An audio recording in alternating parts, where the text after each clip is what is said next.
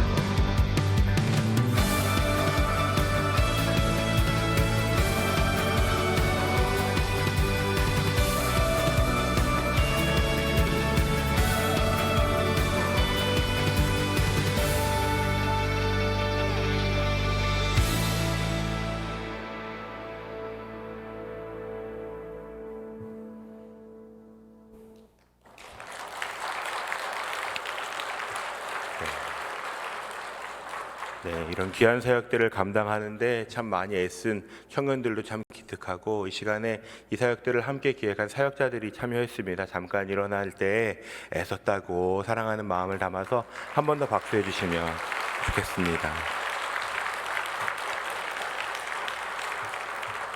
네, 선교지와 1월부터 소통하고 또 참여하는 청년들은 1대1로 만나서 너 무슨 마음으로 신청했어? 너 뭘 기대하고 참여한 거야? 그리고 그 청년에게 필요한 건 뭔지, 신앙의 도전은 어떤 걸 해줘야 되는지, 그런 것을 하나하나 챙겨가면서 또 그 가운데 사역이 잘 진행될 수 있도록 마음과 시간과 재정을 쓰는 그 사역자들의 수고가 참 귀하다고 생각합니다.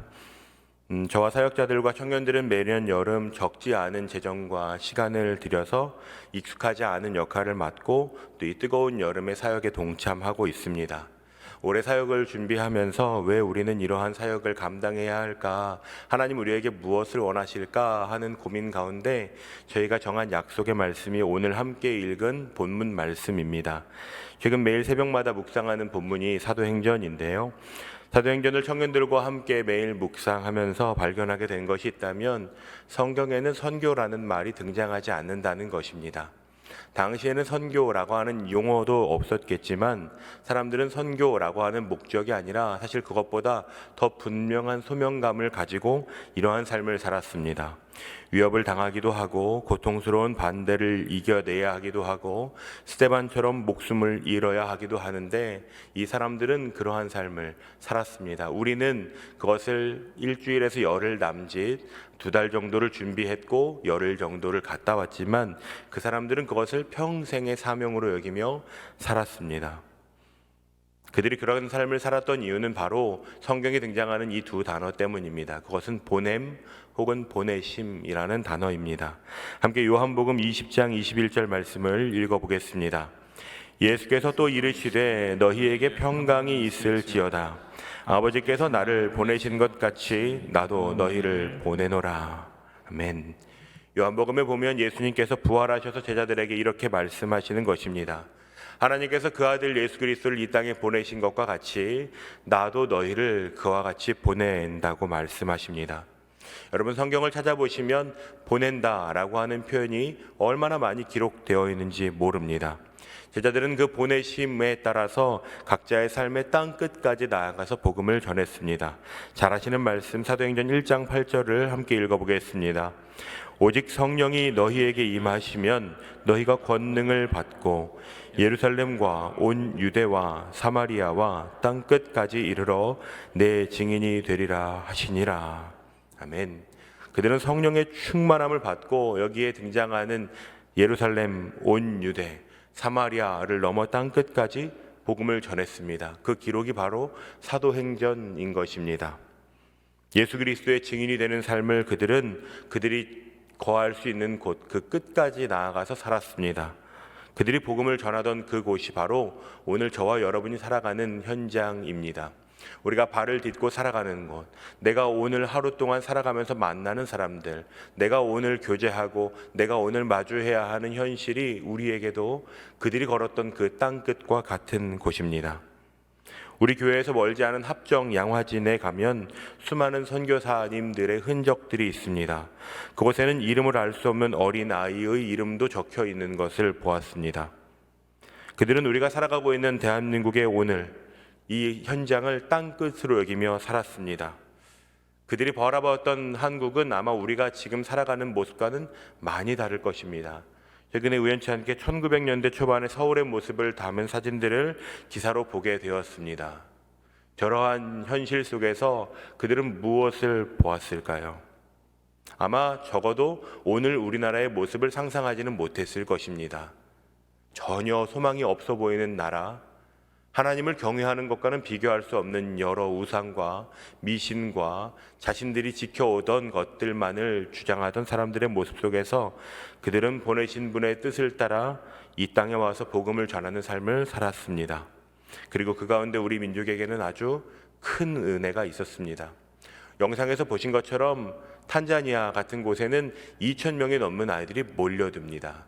우리가 사역을 한다고만 하면 미리 소식이 전해지면 아이들이 몰려옵니다. 그런데 일본 같은 경우는요, 30명이 온 것이 기적입니다. 그 정도의 인원이 함께 모인다는 것은 쉽게 있을 수 없는 일인 것입니다. 그런데도 하나님께서는 우리나라에 이해할 수 없는 많은 은혜를 부어주셔서 우리나라는 마음만 먹으면 선교할 수 있고 복음을 전할 수 있는 그런 토양과 기회를 얻게 되었습니다. 그것은 하나님의 큰 은혜입니다. 모두에게 주어진 것도 아니고 모든 교회가 할 수 있는 일도 아닙니다. 그런 면에서 우리 공동체가 특별히 청년부를 통해서 하나님께서 그런 사명을 감당하게 하시는 데에는 하나님께서 분명히 기대하시는 것이 있지 않을까 하는 생각을 해보게 됩니다. 저희가 함께 읽은 본문은 사도 바울이 유대인들 앞에서 자신의 부르심을 선포하는 장면입니다.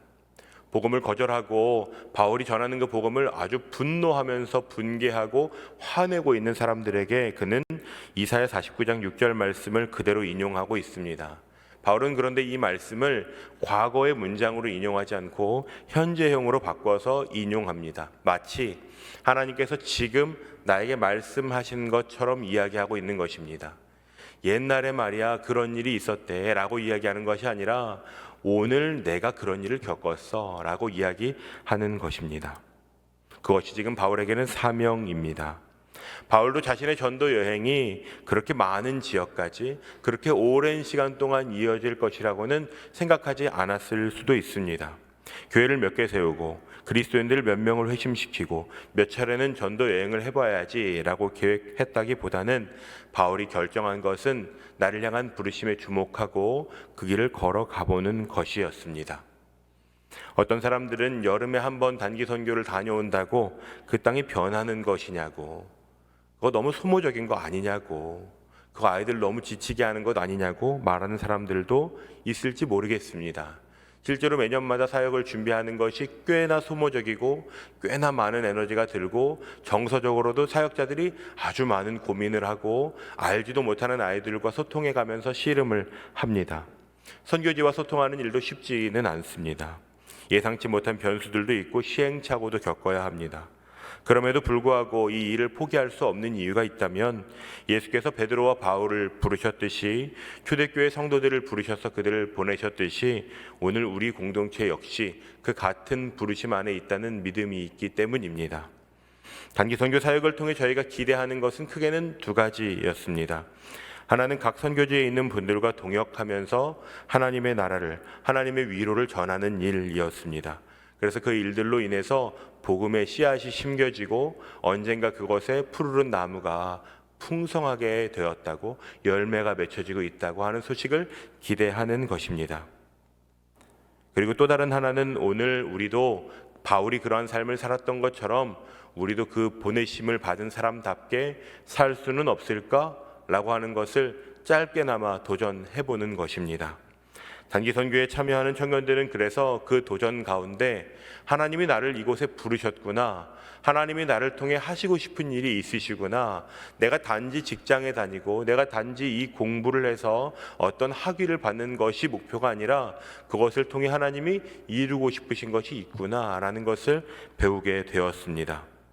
청년들은 이제 돌아가서 자신들의 삶의 땅끝으로 흩어지는 시간을 가지고 있습니다. 기대하는 것은 그들의 삶을 통해서 그들이 마주한 땅끝에 복음이 심겨지는 것입니다. 그들이 경험한 선교의 동력으로 그들이 마주하고 있는 친구들, 동료들, 가족들에게 복음이 흘러가는 일입니다. 제가 기대하는 것은 저에게 주어진 이 시간 가운데 우리 공동체 안에도 그러한 은혜들이 흘러가기를 바라는 것입니다. 단지 바울에게만, 베드로에게만 하나님께서 우리에게 그 사명을 맡기신 것이 아니라 오늘 살아가는 성도들에게도 나이를 불문하고 신앙의 경력을 불문하고 우리 모두에게도 동일한 소명이 있기 때문입니다. 우리가 마주한 현실 가운데 내가 오늘 발을 디디고 살아가는, 내가 오늘 만나는 몇몇에게 내가 복음을 전하는 사람으로 살아간다면, 땅끝에서 그 복음이 전해지는 일이 일어난다면 우리는 지금 바울과 같은 전도 여행 중에 있는 것입니다. 그것은 아마 우리의 삶에 평생토록 해야 하는 여행이 될 것입니다. 언젠가는 끝나는 여행이 아니라 주님 날아가는 그날까지 우리는 날마다 전도 여행을 하며 살아가는 것입니다. 그것이 꼭 비단 해외에만 나가야, 어디에만 가야 되는 것이 아닙니다. 내가 오늘 살아가는 곳이 나에게 맡기신 땅끝이라면 그곳에서 나는 어떤 복음을 전하고 드러내고 나타낼 것인가 라는 고민을 품고 우리의 입술을 열어 우리의 손과 발을 뻗어 살아가는 것입니다. 세상의 수많은 사람들은 세속적인 가치와 자기만을 위해 살아갑니다. 돈으로 다 될 거라고 생각하고 내가 성공하면 누군가의 실패는 관심이 없고 내가 유익한 일이 있다면 불법을 저지르는 것도 서슴지 않는 세상입니다. 아주 이기적인 마음이 가득한 그곳에서 부르심을 따라 그리스도인으로 살아간다는 것은 어쩌면 누가 볼 땐 아주 바보 같은 일, 누가 볼 때는 넌 왜 그렇게 미련하게 사느냐고 핀잔을 받을지도 모릅니다. 바울도 그런 핀잔을 받았습니다. 권력자들 앞에서도 바울은 복음을 전했습니다. 내가 적은 말로 나를 그리스도인 되게 하려고 하는구나. 나는 하지만 그리스도인 되지 않을 거야. 너가 너무 많은 것들을 알아서 미쳐버렸구나. 사람들이 그런 말을 했지만 바울은 포기하지 않았습니다. 자신이 자유로울 때는 자유로운 대로, 자신이 자유롭지 않을 때는 자유롭지 않은 대로 그 사람은 복음에 미친 사람이라고 하는 모든 사람들이 그렇게 바울을 평가했을 것입니다. 우리에게는 그러한 복음의 역동성이 있습니까? 단지 청년들에게만 그런 것이 부여된 것이라면 다행인지 모르겠지만 예수님께서는 우리를 모두 그 부르심 안에 포함시키셨습니다. 오늘 함께 예배하는 여러분에게 선교 사역을 나누고 보고하게 하시는 하나님의 마음이 무엇일지 그것을 깊이 고민해 보게 되었습니다. 청년 예배 때 제가 이런 이야기를 나눴습니다. 우리가 오늘의 바울이 될 수는 없을까? 오늘 2023년 8월의 마지막 때에 우리는 오늘 바울로 살 수는 없을까? 그런 도전을 청년들과 함께 했습니다. 그리고 청년들에게 우리 함께 결단하면서 일어나서 이렇게 고백하자. 주님, 내가 오늘의 바울이 되겠습니다. 주님, 내가 오늘 바울과 같이 살아보겠습니다. 그런 결단을 하는 시간을 가졌었습니다. 저는 오늘 예배 가운데 그러한 동일한 부르심이 우리 가운데 있다고 믿습니다. 오늘의 바울이 되어서 우리에게 맡기신 삶을 살아갈 때 바울에게 있었던 그 놀라운 능력과 복음이 전해지고 교회가 세워지고 영혼들이 돌아오는 일들이 오늘 우리의 삶에도 충분히 있을 수 있습니다. 단지 그것은 나이에 국한된 것이 아닙니다. 행하는 자와 행하지 않는 자가 있을 뿐입니다. 바울이 전에도 듣는 사람이 있었고 바울이 전에도 듣지 않는 사람이 있었습니다. 그것은 바울의 책임은 아닌 것 같습니다. 바울이 해야 하는 것은 그것을 들고 나아가 전하는 것입니다. 그것을 우리는 선교라고 부릅니다. 오늘 그 삶을 함께 도전하며 살아보시지 않겠습니까?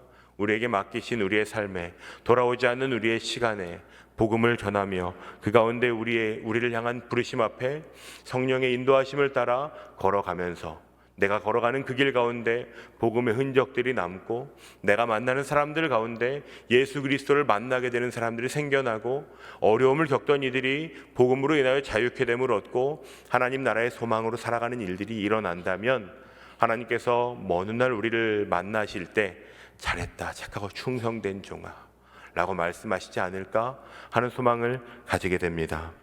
그러한 귀한 걸음을 함께 내딛는 저와 모든 성도님들이 되시기를 주님의 이름으로 축원드립니다.